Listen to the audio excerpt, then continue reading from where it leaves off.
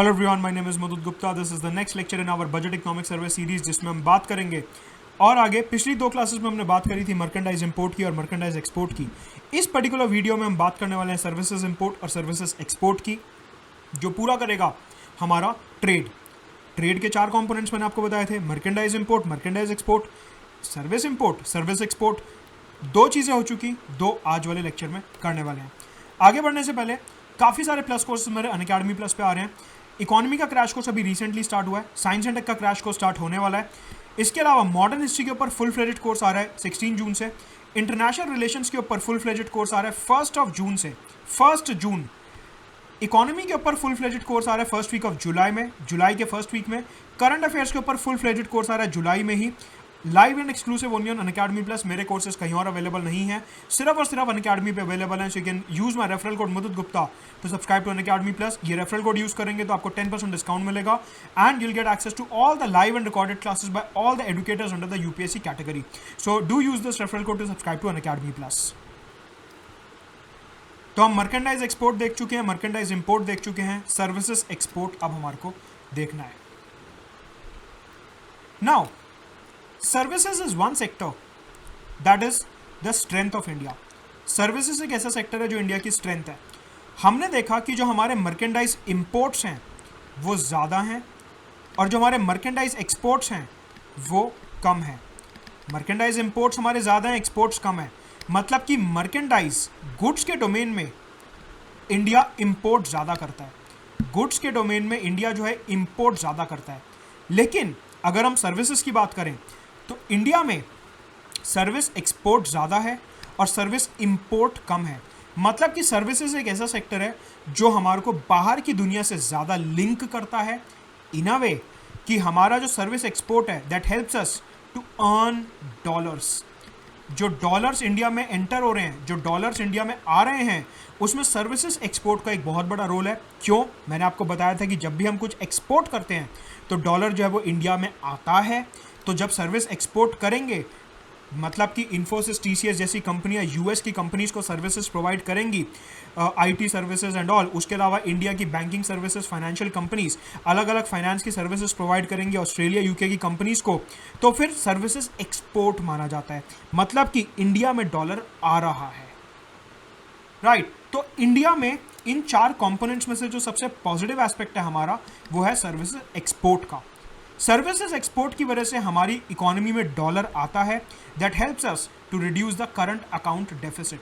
मैंने आपको पिछले लेक्चर में बताया था कि जो करंट अकाउंट डेफिसिट होता है वो कम होता है अगर एक्सपोर्ट्स ज़्यादा होते हैं। तो अगर एक्सपोर्ट्स ज़्यादा होते हैं तो करंट अकाउंट डेफिसिट कम होता है। क्यों? क्योंकि ज़्यादा से ज़्यादा डॉलर्स जो हैं वो इंडिया में एंटर कर रहे हैं। तो बेसिकली जो सर्विसेज एक्सपोर्ट है वो हमारे को हेल्प करता है बैलेंस करने में हमारे मर्केंडाइज सेक्टर की वीकनेस। जो हमारे मर्केंडाइज सेक्टर की वीकनेस है कि मर्केंडाइज इंपोर्ट्स जो हैं वो ज़्यादा हैं गोल्ड, क्रूड ऑयल की वजह से, और मर्केंडाइज एक्सपोर्ट्स कम हैं। तो जो सर्विसेज एक्सपोर्ट है that helps us to offset the weakness in the merchandise sector. जो मर्केंडाइज सेक्टर में हमारी वीकनेस है उसको ओवरकम करने में हेल्प करता है सर्विसेज एक्सपोर्ट। लेकिन यहाँ पे हमारे को एक चीज़ देखने को मिली है कि जो हमारे सर्विसेज एक्सपोर्ट हैं वो ऑफ लेटली थोड़े से कम हो रहे हैं। क्यों?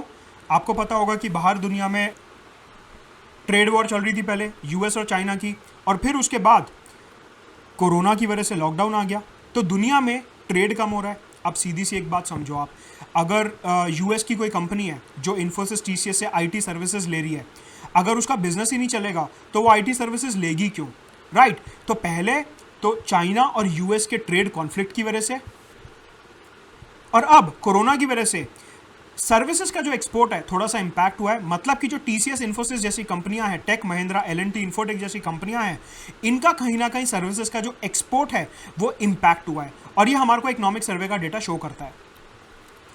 पहले जो हमारा सर्विस एक्सपोर्ट था वो 2009 से 2014 तक, इन 5 सालों के लिए on an average it was 7.7% of the GDP.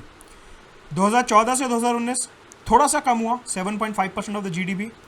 2018-19 में specifically it was 7.7% of the GDP. और अब देखिए 2019-20 में it was 7.4% of the GDP. मतलब कि जो यूएस और चाइना की ट्रेड वॉर का इंपैक्ट है वो यहाँ पे हमारे को देखने को मिला इस फिगर में, 7.4% of the GDP. Mains examination में, जीएस मेंस पेपर 3 में अगर आपसे इंडिया का ट्रेड सिनारियो पूछा जाता है तो आप इसको ऐसे प्रेजेंट करेंगे कि देखिए मर्केंडाइज का सिचुएशन हमने ऑलरेडी देखा कि मर्केंडाइज इंपोर्ट्स जो है हमारे वो ज़्यादा हैं मर्केंडाइज एक्सपोर्ट से। मतलब कि इधर से हमारे को करंट अकाउंट डेफिसिट मिलता है।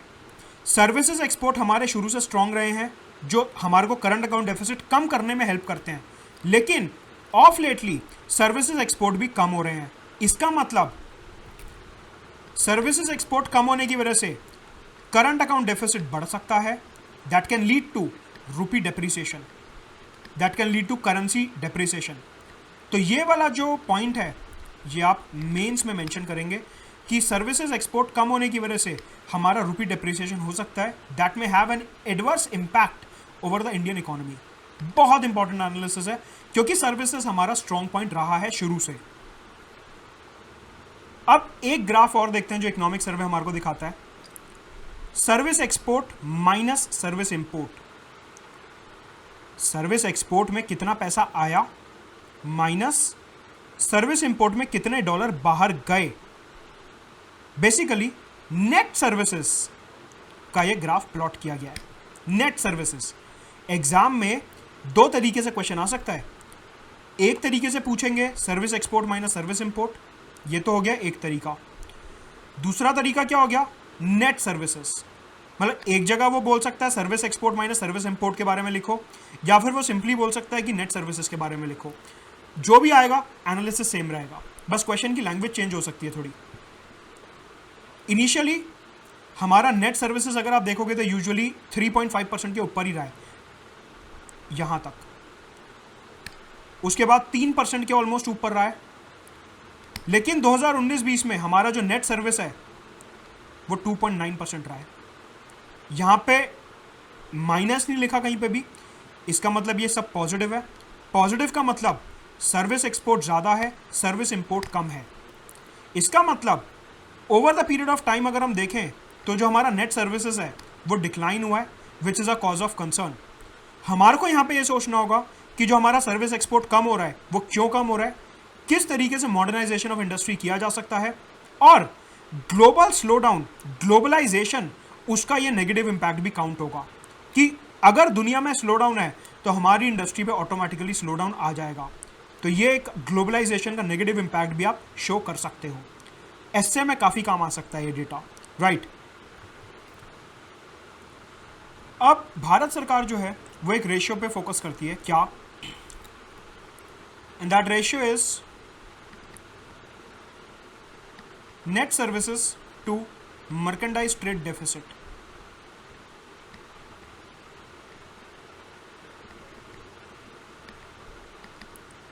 Net services to merchandise trade deficit, इसका मतलब ये होता है कि जो हमारा मर्केंडाइज ट्रेड में डेफिसिट है, जो हमारा मर्केंडाइज ट्रेड में डेफिसिट है, merchandise import minus merchandise export, जो हमारा मर्केंडाइज ट्रेड में डेफिसिट है उसका कितना परसेंट रिकवरी सर्विस एक्सपोर्ट से हो रही है।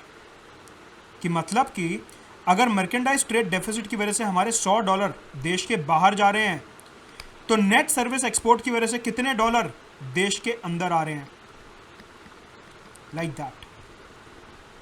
बेसिकली ये रेशियो हमारे को हेल्प करता है आइडेंटिफाई करने में कि जो हमारा डेफिसिट क्रिएट हुआ मर्केंडाइज ट्रेड की वजह से उसकी कितनी परसेंट रिकवरी, उसका कितना परसेंट शॉर्टफॉल रिकवरी हमारी नेट सर्विसेज से हो रही है।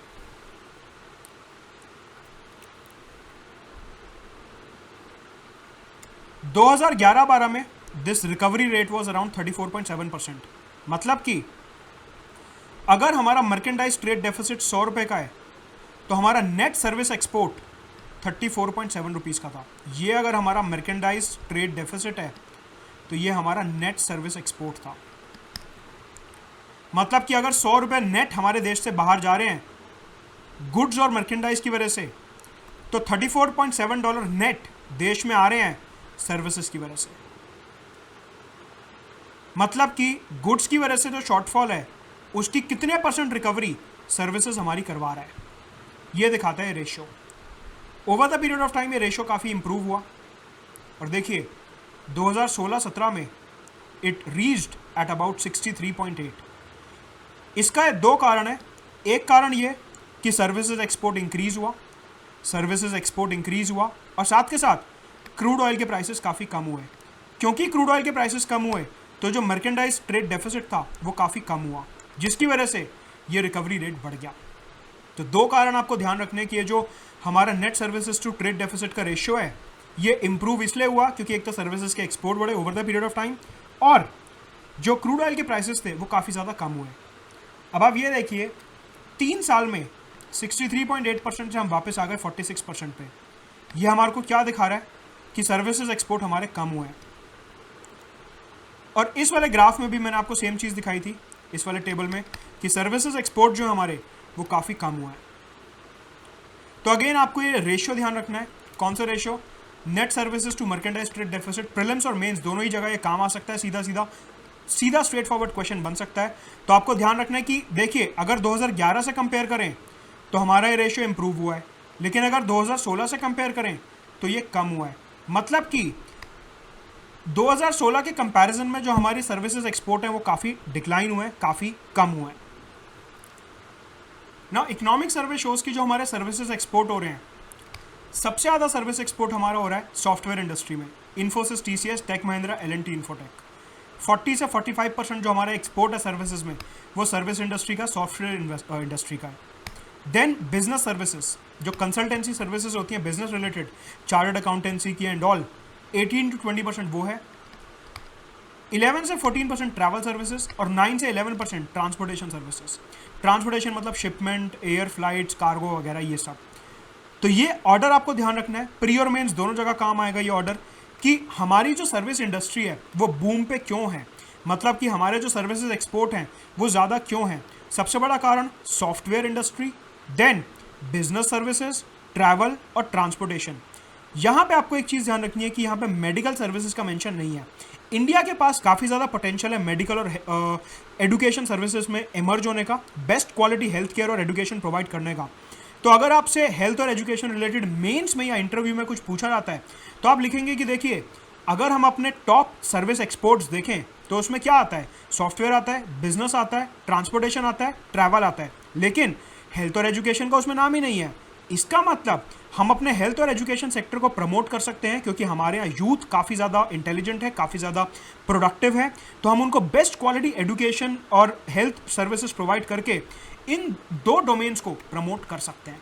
तो आपको इस तरीके से यहाँ पे प्रोज एंड कॉन्स देखने हैं कि अच्छी बात क्या है कि हमारे एक्सपोर्ट जो है काफ़ी वाइब्रेंट है, डाइवर्सिफाइड है, लेकिन हेल्थ और एजुकेशन अभी भी कहीं ना कहीं पीछे छूटे हुए हैं। देखिए ये है हमारा कंबाइंड ग्राफ एक सर्विसेज का जो हमारे को इकोनॉमिक सर्वे में दिया हुआ है। अगर हम अपनी टॉप 3 सर्विसेज की बात करें तो ये पोर्शन हमारे को दिखाता है सॉफ्टवेयर सर्विसेज। पहले 45.77% था, फिर 40.13% हुआ, मतलब कि इनका सर्विस एक्सपोर्ट में कॉम्पोजिशन थोड़ा गिरा, और अब दोबारा रिक्लेम करने की कोशिश हो रही है और 43.12% है। सेकेंड हाईएस्ट सर्विस हमारी है बिजनेस सर्विस, जैसा कि मैंने आपको बताया समवेयर अराउंड 20%, और थर्ड हाईएस्ट सर्विस है हमारी travel service, flights and all, somewhere around 14% as of now. तो ये आपको टॉप 3 सर्विसेज ध्यान रखनी है, business, software, travel, and fourth हमारे को पता ही है कौन सी, ट्रांसपोर्टेशन। राइट, तो हमने देखा सर्विस एक्सपोर्ट, और सर्विस एक्सपोर्ट का सबसे बड़ी खास बात क्या है कि ये हमारे को जो हमारे मर्केंडाइज ट्रेड डेफिसिट है उसको कवर करने में, उसको रिकवर करने में, उसको कैरी करने में हेल्प करता है। बेसिकली मर्केंडाइज की वजह से जो डॉलर्स बाहर जा रहे हैं, सर्विस एक्सपोर्ट हेल्प करता है कि वो अंदर वापस फिर से आए इंडिया में। राइट, नाउ हमने 3 पिलर्स देख लिए, merchandise export, merchandise import, service export. अब चलते हैं सर्विस इंपोर्ट की तरफ। हमारा सर्विसेज स्ट्रांग है हम मानते हैं, लेकिन इसका मतलब ये थोड़ी ना है कि सर्विस इंपोर्ट जीरो ही हो जाएगा। सर्विस इंपोर्ट का भी काफ़ी बड़ा यहाँ पे रोल है, देखते हैं क्या रोल है एग्जैक्टली। यहाँ पे हमने एक चीज़ देखी क्या कि over the period of time जो हमारे नेट सर्विसेज हैं वो डिक्लाइन हुए हैं। मैंने आपको बताया कि ये जो डिक्लाइन हमारे को देखने को मिला नेट सर्विसेज में, उसका एक कारण था कि यूएस चाइना ट्रेड वॉर और लॉकडाउन वगैरह की वजह से सर्विस एक्सपोर्ट्स जो हैं वो थोड़े कम हो रहे हैं। लेकिन एट द सेम टाइम ये देखा गया कि इंडिया का जो सर्विस इंपोर्ट है वो थोड़ा सा इम्प्रूव हुआ है, एज इन थोड़ा सा ऊपर गया है। तो ये जो नेट सर्विसेज हमारा डिक्लाइन हुआ इधर, इसका सिर्फ एक कारण नहीं है, इसके दो कारण हैं। एक, सर्विस एक्सपोर्ट कम हो रहा है और सर्विस इंपोर्ट थोड़ा सा ऊपर गया है। अब आप ये समझिए कि जो हमारा नेट सर्विसेज है ये कम हो रहा है, हमने इस ग्राफ में देखा नेट सर्विसेज कम हो रहा है। It is currently somewhere around 2.9% of the GDP. Now इसके दो एस्पेक्ट्स हैं, एक पॉजिटिव एस्पेक्ट है और एक नेगेटिव एस्पेक्ट है। अगर नेट सर्विसेज कम हो रही हैं